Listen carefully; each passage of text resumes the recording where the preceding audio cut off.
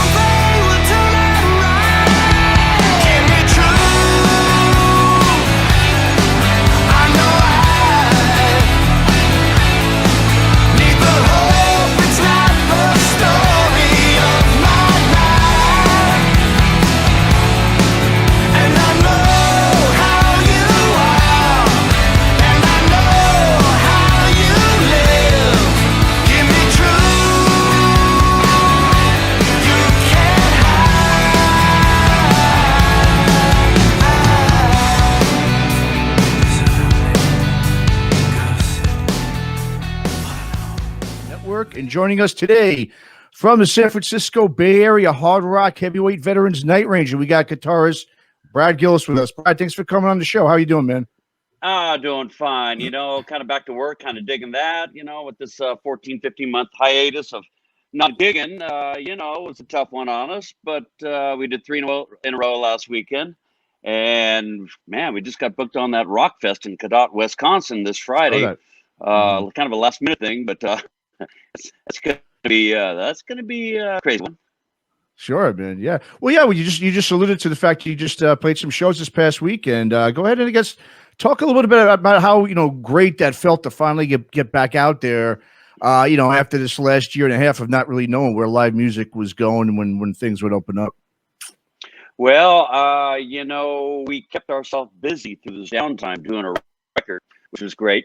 But basically, to get out and play live was a blast, and we actually, since we had a couple sound checks, we learned, Breakout from the new record, and we played that live the third show, and it came over real well. So, putting something new in the set's always great. Having a new record out is always great. I just hate the downtime when you finish a record, you have to wait 3 months before it comes out, Right. But it'll be out August 6th. Yes. Awesome.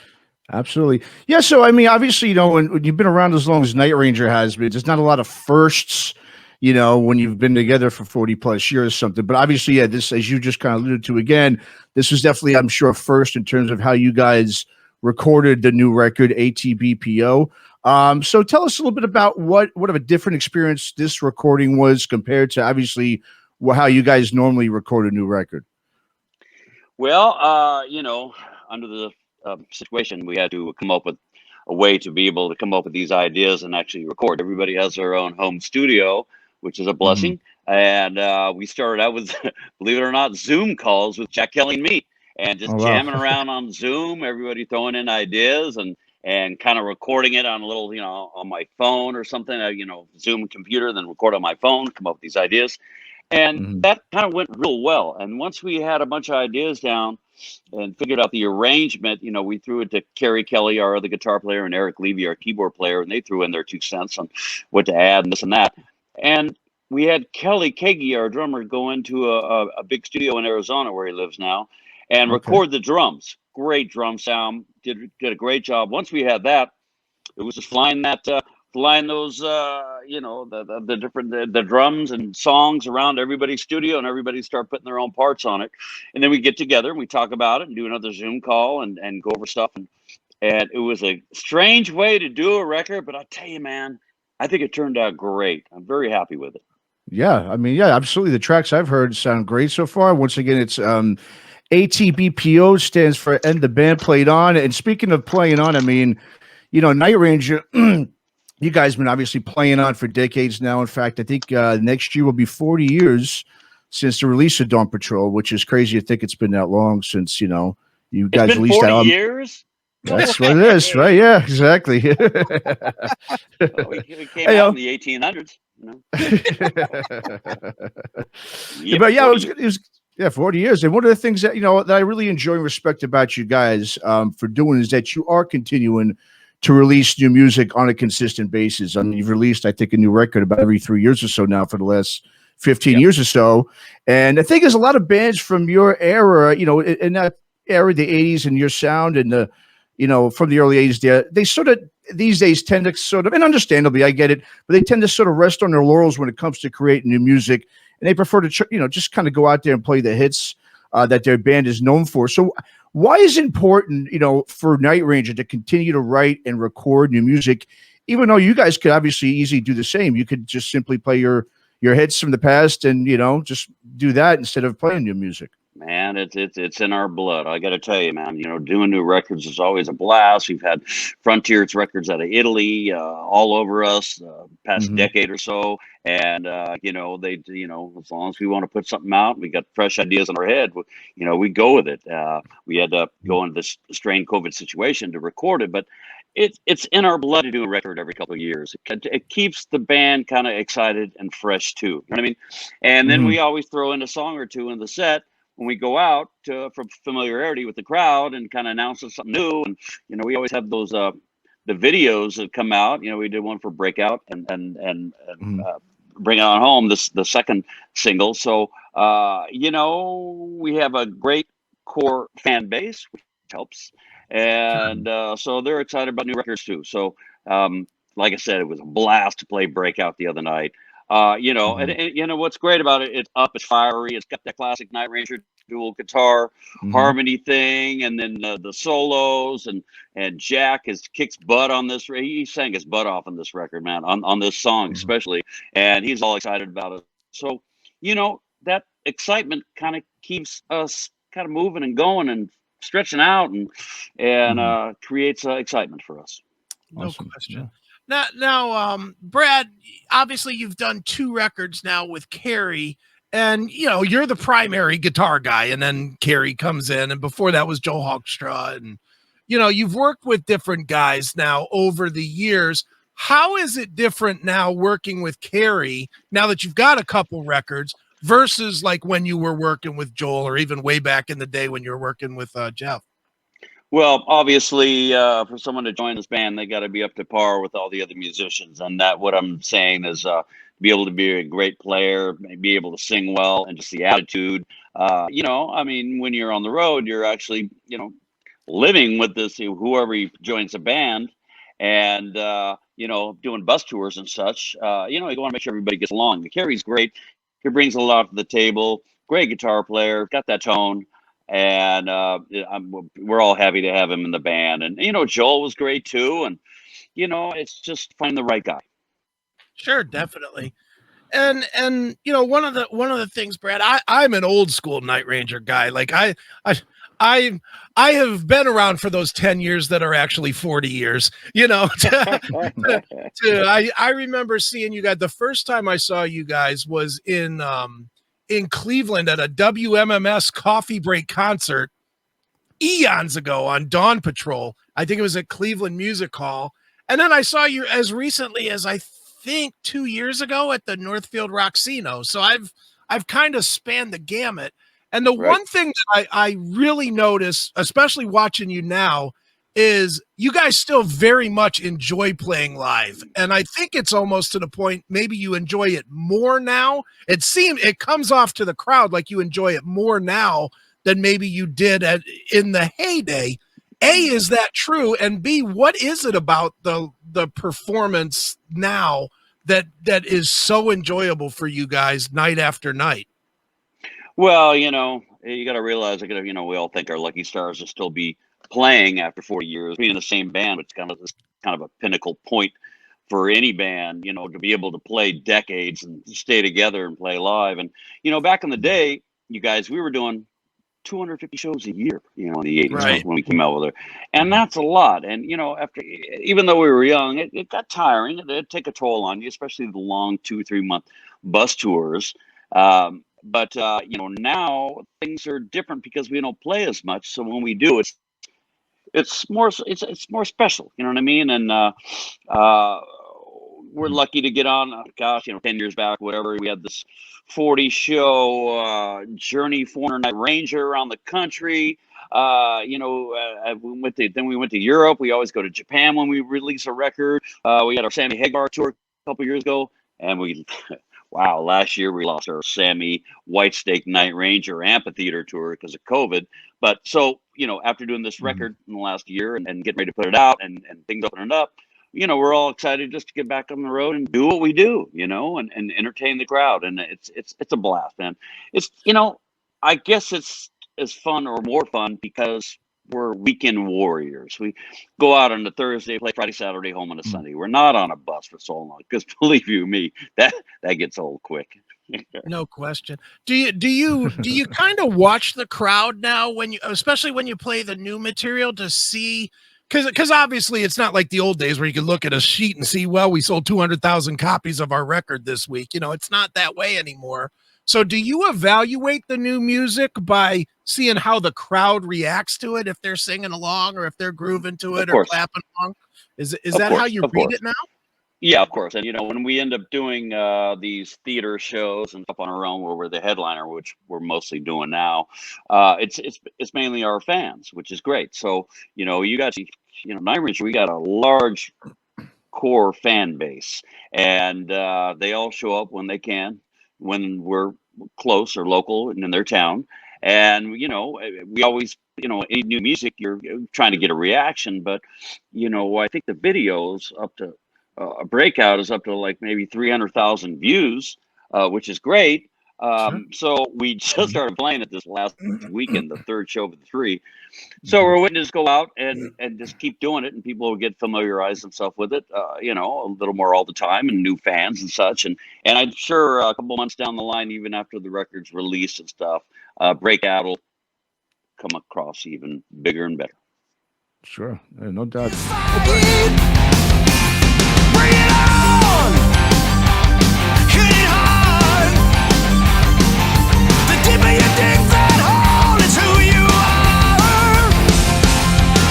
It doesn't matter to me tonight, 'cause all I see is the world is cold as ice.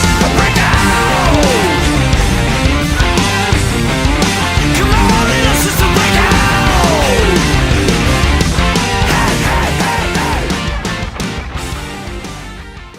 Well, Brad, one of the cool things that you and Carrie did on the record, and you could see from the videos too, was that you both used a couple of vintage guitars.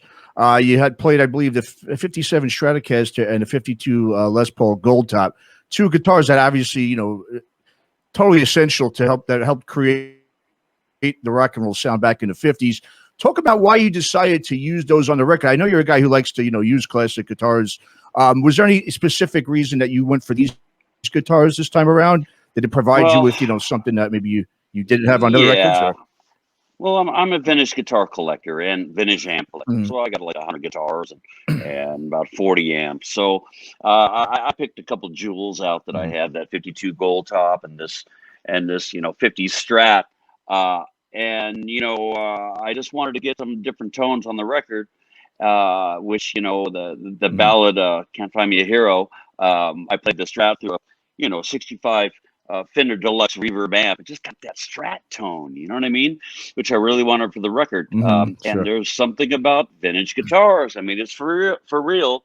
The age of the wood, just the way they made them back in the day, they kind of got their own little squonk to them.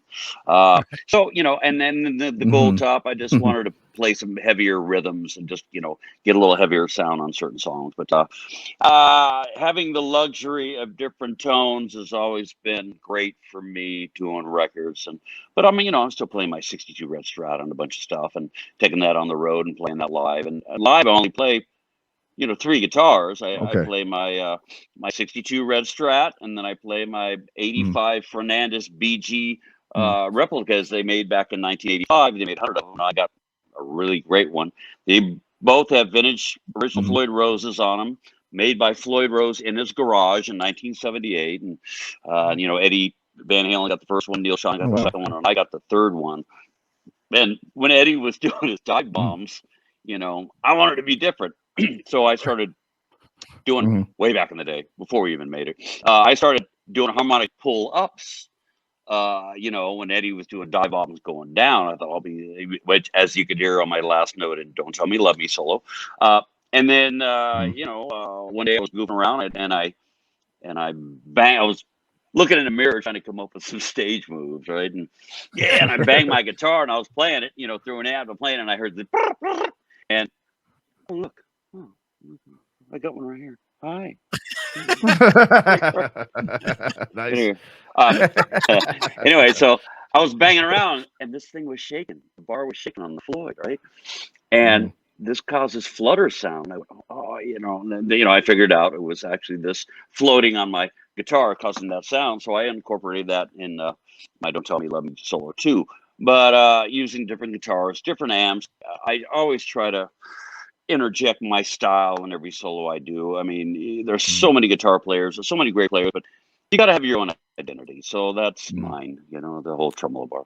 Very cool. Yeah, no, absolutely.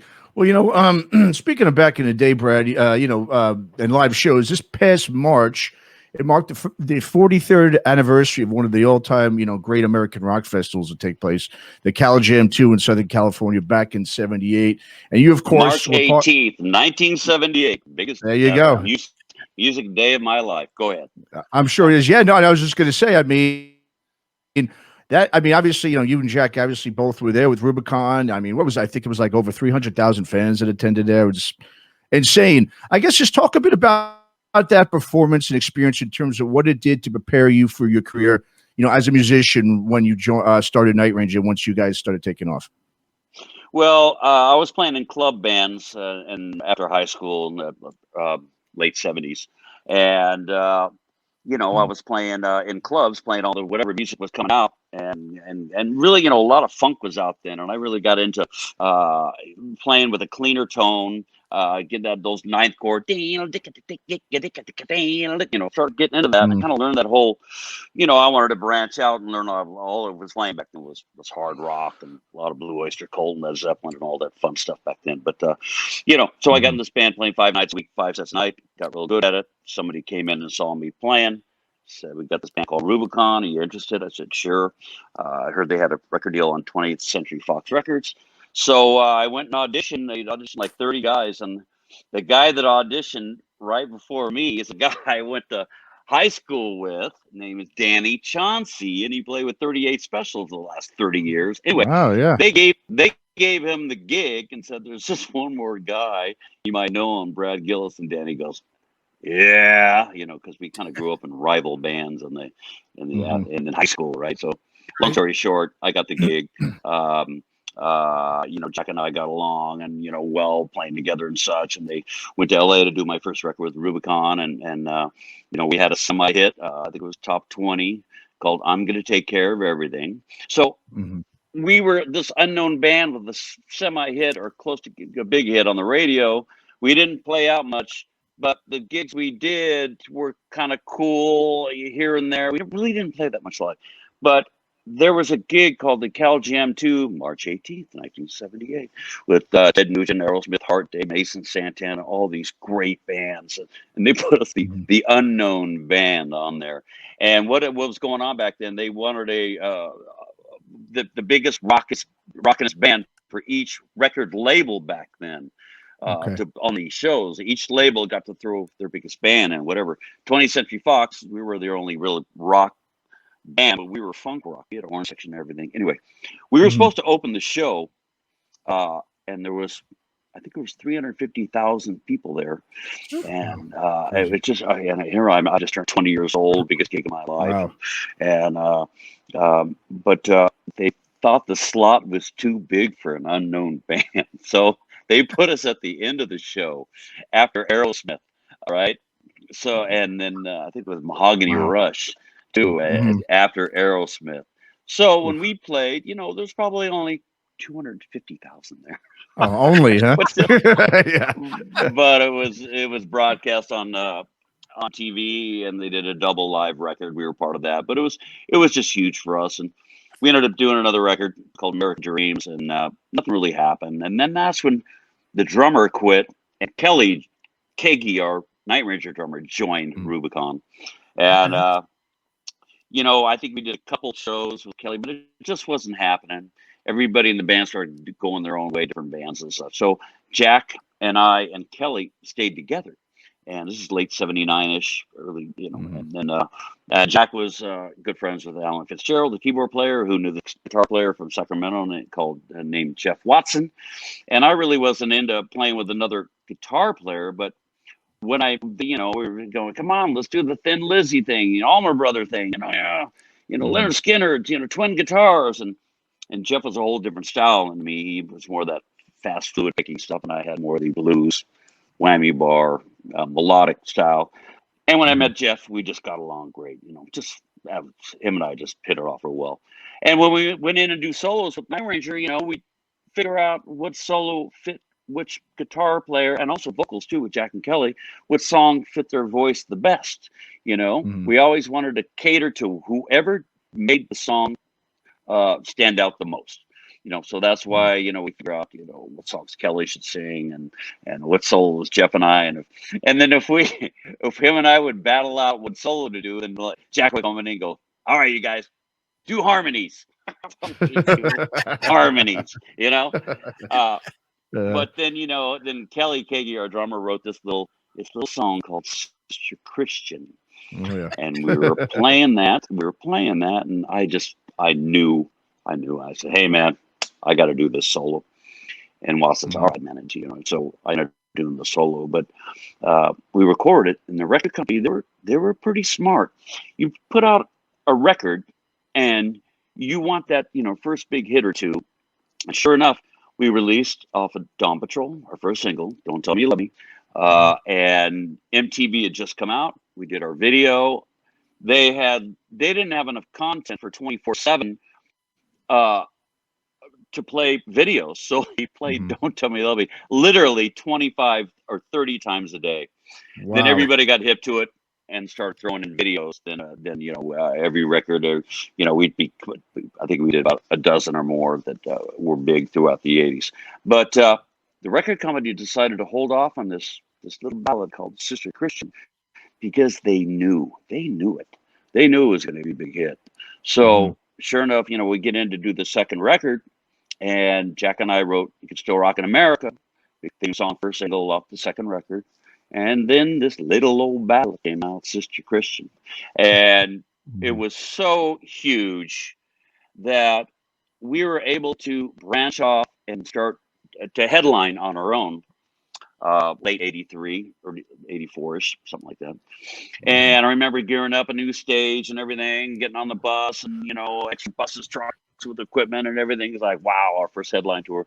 And we pulled into our first show of our headline tour. We pulled into La Crosse, Wisconsin, to that Coliseum there, and on the marquee it said, tonight Night Ranger sold out, and we were like, yeah, So we started out with a bang, and because of Sister Christian. Nice. Yeah, absolutely. Let me ask you, Brad. I just want to piggyback off of that a little bit. Sister Christian obviously was so huge, and you did do ballads on subsequent records after with Goodbye and obviously Hearts Away and stuff like that. Was that you guys kind of trying to chase the success of Sister Christian, or was that really just what you wrote at the time? And because it doesn't don't get me started. So that's a yes. Don't get me started. All right, here's what happened. We got moved over from Boardwalk. The label was starting to go under, and then MCA picked us up with the Irving A's off. We released, Sister Christian was such a big hit. They thought, wow, such big success with the ballad. Let's release ballads for the rest of their friggin' career. So that's what happened there. They kept releasing ballad after ballad, and they killed the band, man. They killed this band. We had great rock songs, but the success of the ballad was too big. And I'll stop it right there. well, let me ask this one, since we've got you sort of talking about it. Is there a song in the catalog? Maybe it's one of the two I mentioned, but is there anything in the Night Ranger catalog, 100 and however many songs now, that you personally look at and absolutely cringe at it because it just isn't what you would have put your name on, what you like, something like that? Well, here's what happened. About the fifth or sixth record, whatever it was, we were, We didn't want to write a ballad. We were going to give them a just rock and roll record. They said, "Where's your ballad?" Well, we don't have one. Oh, yes, you will have one. So they started throwing songs at us. And one was a song called "I Did It." I did it. I did it for love. Right. Okay, thank you. So we did it. Put out a video, released it. Didn't do nothing. We all cringed, and so it's that song. I did it for love. That's the one that makes me cringe. Very good, man. I'm cringing. I'm cringing right now. Well, there's no need to be cringing off of anything of the new record. ATBPO and the band played on. It is brand new Night Ranger. It is out next month. And Brad, where should we send people to keep up with you guys and get tour dates and buy the record? Well, of course, Facebook and Night Ranger and nightranger.com, whatever. And but we got some great gigs coming up. We just did the M3 Festival back east. That was great. Headlined on 4th of July. But we have Summerfest coming up. Fraser Pavilion in Ohio with Styx. Moondance Jam. We had the Rock Fest in Cadott coming up this Friday. We just got the Kiss Cruise over Halloween. Nice. And we're doing the Sweden Rock Festival in Sweden, opening for Guns N' Roses in 2022 summer. Wow. So it ain't so bad. No, not at all. Not at all. Definitely not. Yeah. Well, one more time, the name of the record is the band played on, or ATBPO. And Brad, thanks so much once again for joining us here on Aftershocks. Yeah, appreciate it, Brad. Hey, my pleasure, you guys. Thanks for having me and letting the world know we got this new record coming out, and we're touring a lot. So check the schedule, and anybody listening, see if we're coming to your area.